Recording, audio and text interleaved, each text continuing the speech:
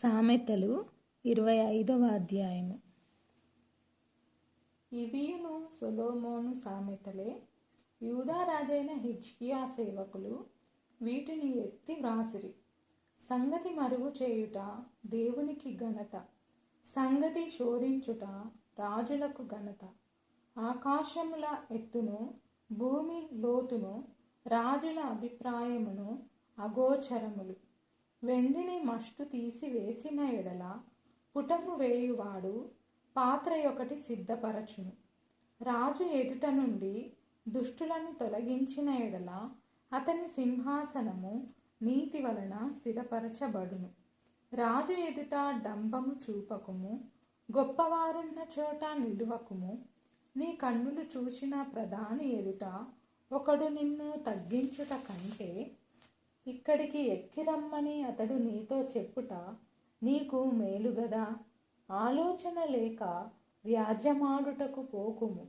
నీ పొరుగువాడు నిన్ను అవమానపరచి దాని అంతమున ఇక నీవేమి చేయుదువని నీతో అనునేమో. నీ పొరుగువానితో నీవు వ్యాజ్యమాడవచ్చును గాని పరుని గుట్టు బయట పెట్టకుము. బయట పెట్టిన ఎడల విన్నవాడు నిన్ను అవమానపరచునేమో. అందువలన నీకు కలిగిన అపకీర్తి ఎన్నటికి పోకుండును. సమయోచితముగా పలకబడిన మాట చిత్రమైన వెండి పల్లెములలో నుంచబడిన బంగారు పండ్ల వంటిది. బంగారు కర్ణభూషణం ఎట్టిదో, అపరంజి ఆభరణం ఎట్టిదో వినువాని చెవికి జ్ఞానము గల ఉపదేశకుడు అట్టివాడు. నమ్మకమైన దూత తనను పంపువారికి కోతకాలపు మంచు చల్లదనము వంటివాడు.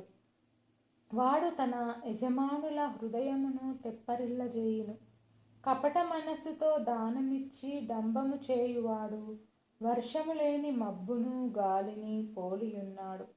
దీర్ఘశాంతము చేత న్యాయాధిపతిని ఒప్పించవచ్చును. సాత్వికమైన నాలుక ఎముకలను నలువగొట్టును. తేనె కనుగొంటివా, తగినంత మట్టుకే త్రాగుము. అధికముగా త్రాగిన ఎడల కక్కివేయుదువేమో. మాటిమాటికి నీ పొరుగువాని ఇంటికి వెళ్ళకుము. అతడు నీ వలన విసికి నిన్ను ద్వేషించునేమో. తన పొరుగువాని మీద కూట సాక్ష్యం పలుకువాడు సమ్మెటను ఖడ్గమును వాడిగల అంబును పోలినవాడు. శ్రమకాలములో విశ్వాసఘాతకుని ఆశ్రయించుట విరిగిన పళ్ళతోనూ కీలు వసిలిన కాలుతోనూ సమానము. దుఃఖచిత్తునికి పాటలు వినిపించువాడు చలిదినమున పైబట్ట తీసివేయు వానితోనూ నూరే కారము మీద చిరకపోయు వానితోనూ సమానుడు. నీ పగవాడు ఆకలి కొనిన ఎడల వానికి భోజనం పెట్టుము. దప్పిగొనిన ఎడల వానికి దాహం ఇమ్ము. అట్లు చేయుట చేత వాని తల మీద నిప్పులు కుప్పగా పోయుదువు. యెహోవా అందుకు నీకు ప్రతిఫలం ఇచ్చును. ఉత్తరపు గాలివాన పుట్టించును. కొండగాని నాలుక కోపదృష్టి కలిగించును.